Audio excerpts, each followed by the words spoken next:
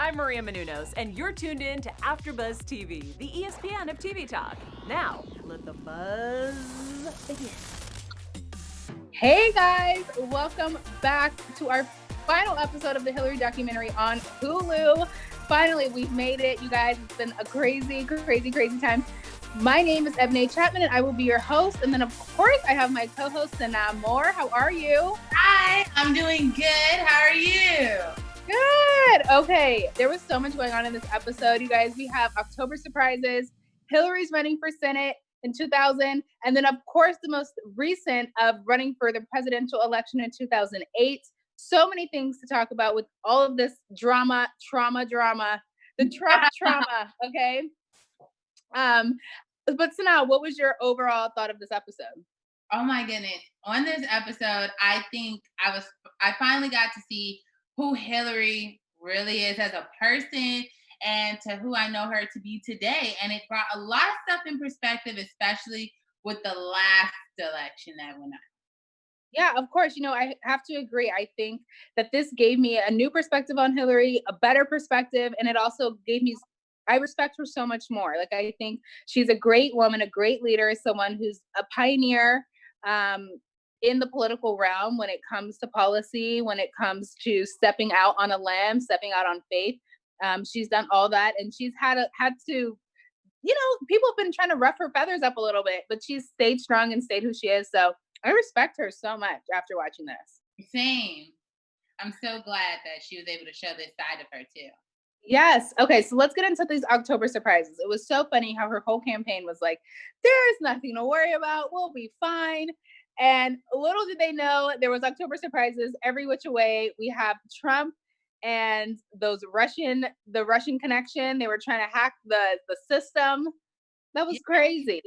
It was honestly so nuts. And, you know, one thing Hilary did that was a big mistake is you never think that there's nothing going to happen. You always have to expect the worst, always expect, you know, something to go wrong. And the fact that she didn't really think that anything would go wrong because for whatever reason that she went through in her head, I was like, no, the entire time I was like, are you kidding me? I was literally screaming at the TV. I know. So this, just so that we're all clear, this is when she ran for president in 2008. This was part of the election process in 2008 when, you know, she had her October surprises. And then, of course, we finally look like we've gotten over the hump of these emails. And then, dun, dun, dun, something else crazy happens. John Podesta, who is part of her campaign team, his emails got leaked, and it was about those famous Wall Street speeches that she had done back in college to get paid for. And the part of the email chain that was leaked was her campaign basically saying, like, make these speeches look as bad as, you know, they possibly can. So it looked a little sneaky and snaky on their end. What did you think about that part? Yeah, it was funny. I had to rewind that part at least 5 times to really understand what was going on. It's kind of it was kind of like, you know, the aha, like, you know, we got you, like you thought you found something, but you didn't.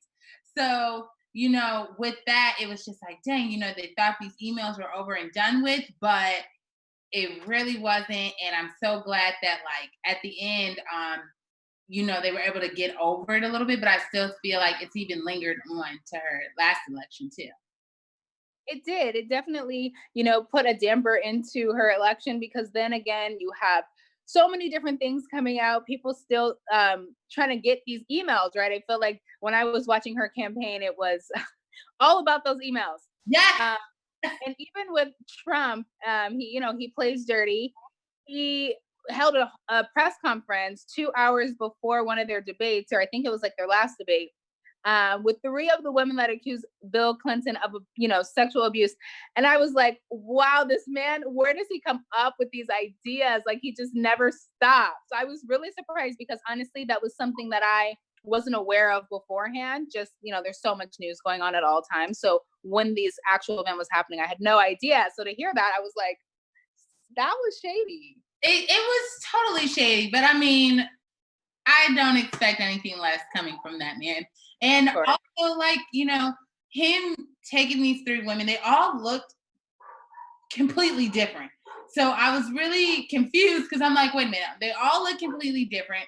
And this is just like coming out of the blue. It came out of nowhere. So I don't know. That was a really fishy to me.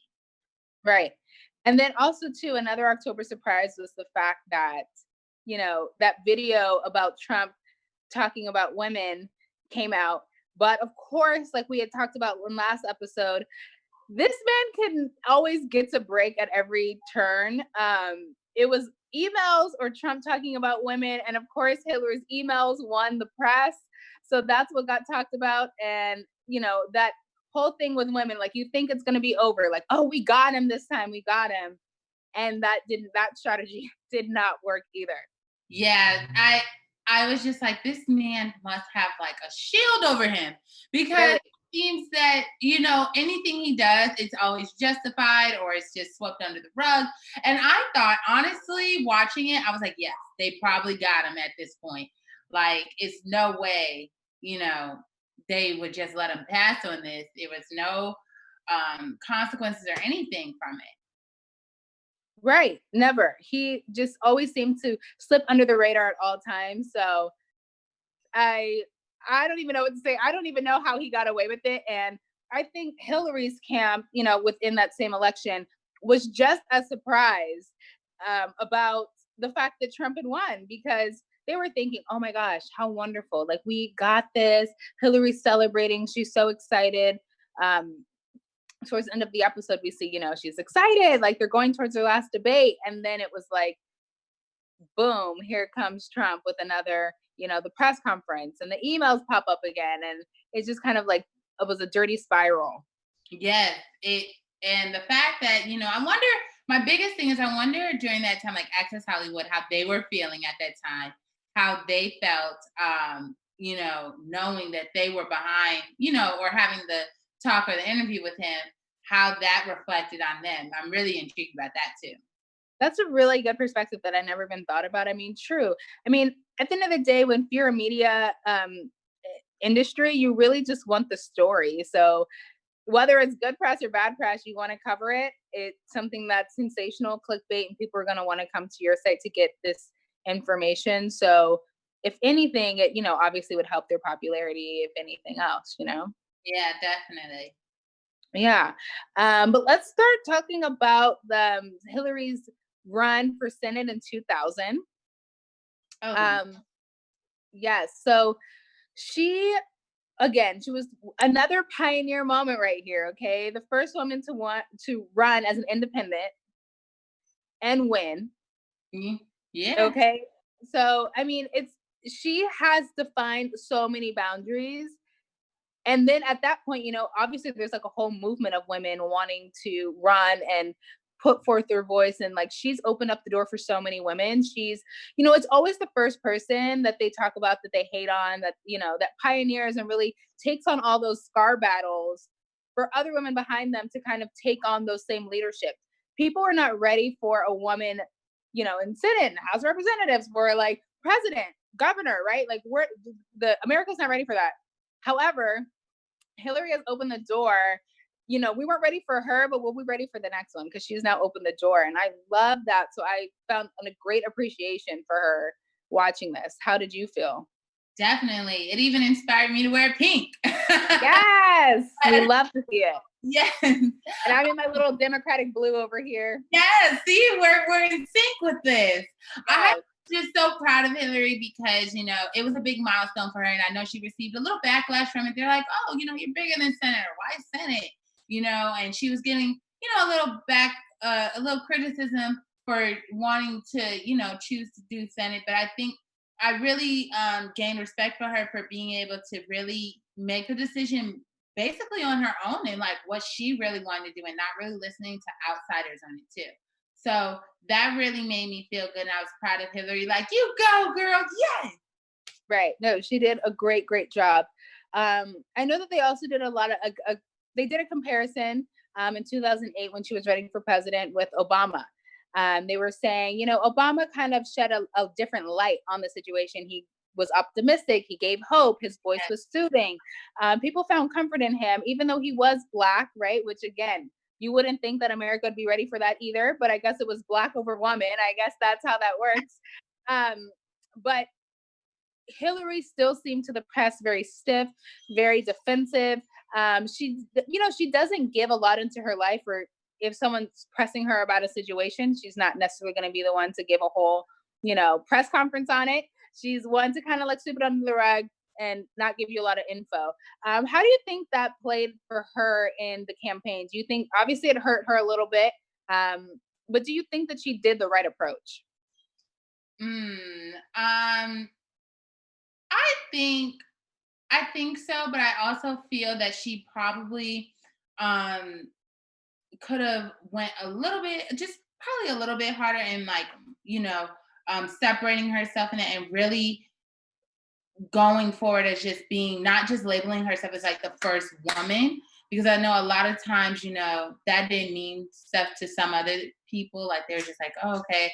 And especially, some people who aren't, a woman, it still would be a big change in the country if she was chosen, to be president too. Yeah, no, absolutely. It would have definitely changed the trajectory of like how we view things, what we look like, or how we look at things rather. Um, but I think there's always going to be, a great storm before there's the rainbow. So right now, I think we're going through a little stormy weather, especially now with the coronavirus and everything else going on. Yeah. But, I feel like there's always going to be better things to come in the future. So maybe Hilary wasn't our first woman president, but we will have one. And I have very strong confidence in knowing that that will definitely be in the near future. There's so many women that have great ideas, that are strong, that are intelligent. It's just having other people recognize that.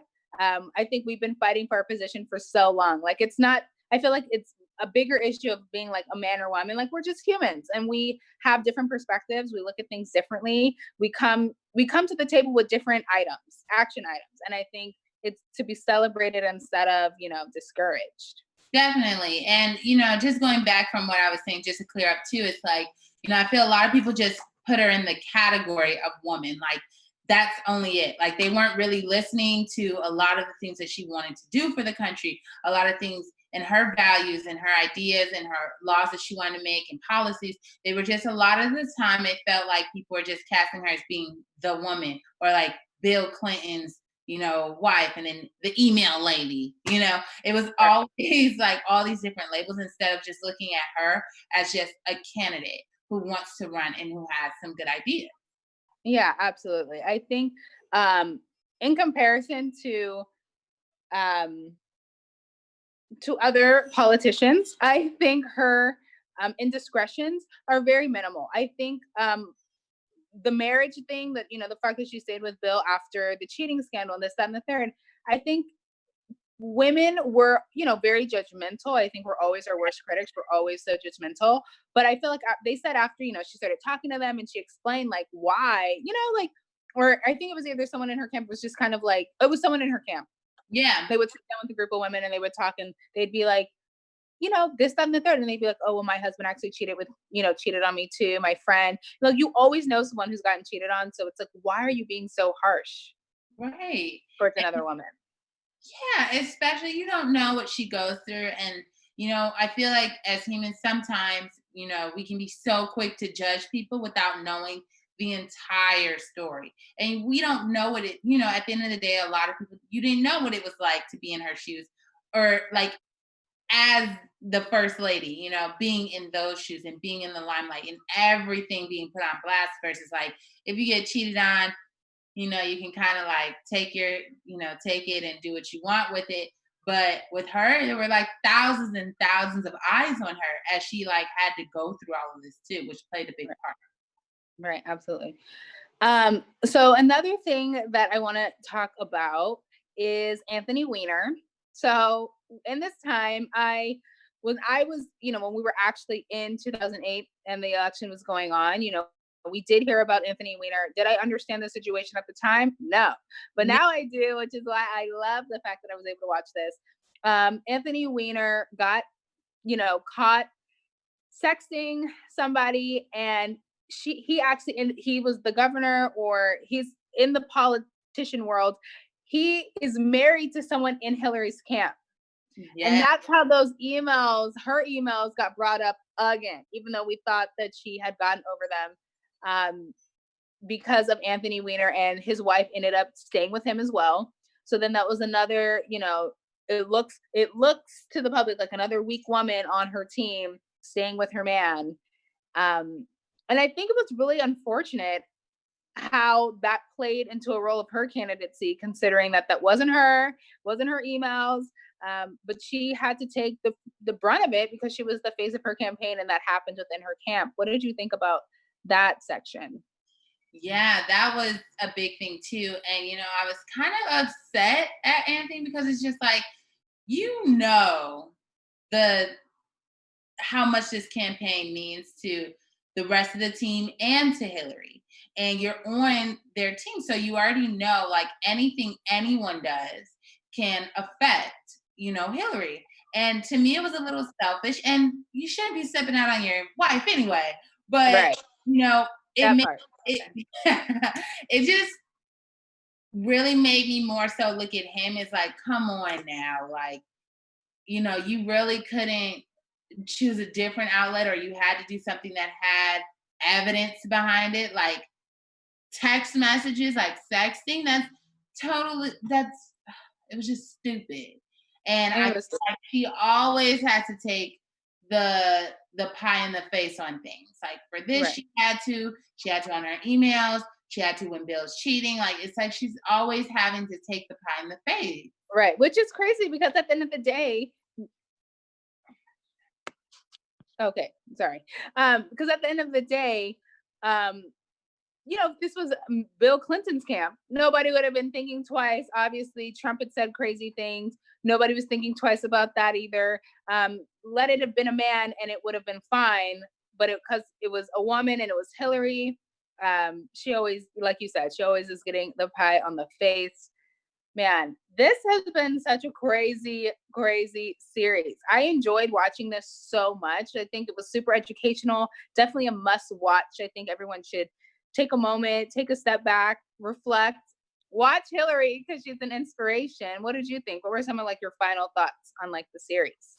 Yeah, I think it was really an eye-opener, and I got to see a different side of Hilary. I know we were all we were able to remember some of the highlights of when she was running and, her time in politics, but I think we weren't old enough like we are now to really understand what was going on.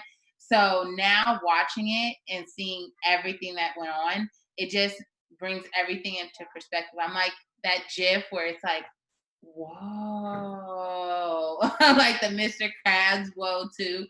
And now I'm able to see Hilary in a different light than I did before. Right. I think it's perfect because by you telling your own story, you're able to give people a different perspective and let them really see who you are instead of your narrative being written for you. So I thank Hilary so much for doing this. Yes. It's a great idea. I know she probably didn't want to relive some of those moments, but very educational and I loved it. And she spilled tea. She definitely spilled some tea on Mr. Bernie as well about Mr. Trump and so many people. Absolutely. No, she came with the heat on it. And so I think that's great too. We get to see a little spice. We get to see a little seriousness. We get to see a little heartbreak, inspiration. It was literally everything wrapped in a bow. I loved it. Sanai, where can they find you on social media? Yes. So you guys can follow me on Instagram at @I_am_Sana. That's SANA_. And then on Twitter, you can find me at @I_am_Sana, SANA. And yeah, that's my socials. I love it. I've had such a great time co-hosting with you. Thank you. I had a great time with you too. Yes, my name is Ebony Chapman, and you can always find me on Twitter and on Instagram at Ebony Chapman 12. So excited. We will see you guys on another show. Yes. Our founder, Keven Undergaro, and me, Maria Menounos, would like to thank you for tuning in to AfterBuzz TV. Remember, we're not just the first, we're the biggest in the world, and we're the only destination for all your favorite TV shows. Whatever you crave, we've got it. So go to AfterBuzzTV.com and check out our lineup. Buzz you later. The views expressed herein are those of the hosts only and do not necessarily reflect the views of AfterBuzz TV or its owners or principals.